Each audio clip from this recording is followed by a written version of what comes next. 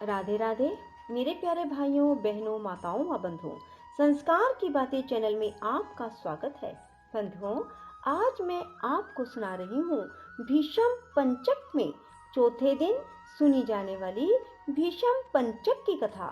बंधुओं, जो मनुष्य भी भीष्म पंचक के 5 दिनों में इन कथाओं को सुन लेते हैं, उन्हें पूरे कार्तिक मास के स्नान के बराबर पुण्य की प्राप्ति होती है।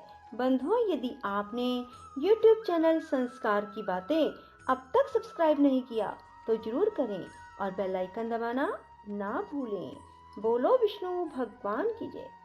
सूत जी कहते हैं, यदि किसी में उद्यापन की शक्ति ना हो तो ब्राह्मणों को भोजन करा दे। यदि ब्राह्मण ना मिले तो गौ पूजन कर ले। यदि गौ भी ना मिले तो पीपल अथवा वट के वृक्ष का पूजन करें। यह सुनकर ऋषि पूछने लगे, हे महाराज, वृक्ष तो सभी समान हैं, फिर पीपल और वट वृक्ष ही श्रेष्ठ क्यों माने गए हैं? तब सूत जी ने कहा, पीपल विष्णु का, वट शिव का और पलाश ब्रह्मा का रूप है।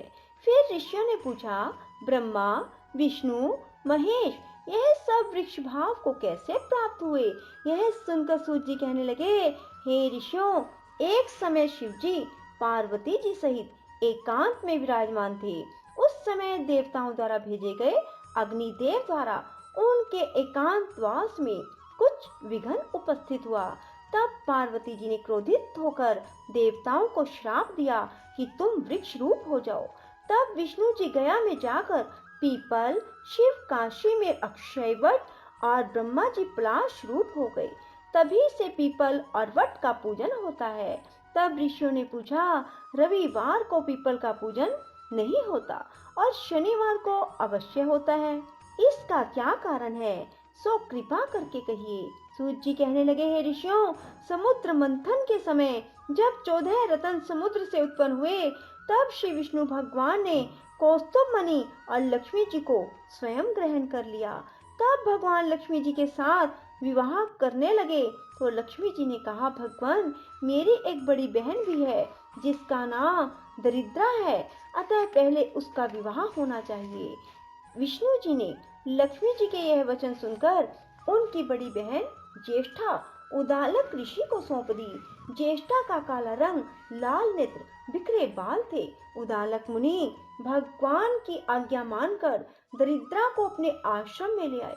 वहां जाकर दरिद्रा ने देखा आश्रम में वेद पाठ और हवन हो रहा है। यह देख उसने मुनि से कहा, मैं यहाँ पर नहीं रह सकती। जहाँ पर चोरी, यारी, ब्राह्मणों का अपमान होता है, मैं वहीं रह सकती हूँ। उसकी यह बात सुनकर उदालक ऋषि अति दुखित हुए, उसको वहीं पर छोड़कर चले गए और कह गए, मैं तेरे लिए कोई स्थान देख कर आता हूँ। दरिद्रा ने बहुत देर तक ऋषि की प्रतीक्षा की, किंतु उनके न आने पर वह रोने और चिल्लाने लगी। तब लक्ष्मी जी ने भगवान से कहा, हे भगवान, बहन दरिद्रा ऋषि द्वारा त्याग किए जाने से अत्यंत दुखी होकर रो रही है, अतः पहले आप उसे जाकर शांत कीजिए। तब भगवान लक्ष्मी जी सहित वहां पर आए और कहने लगे, तुम पीपल में निवास करो, पीपल हमारा ही अंश है।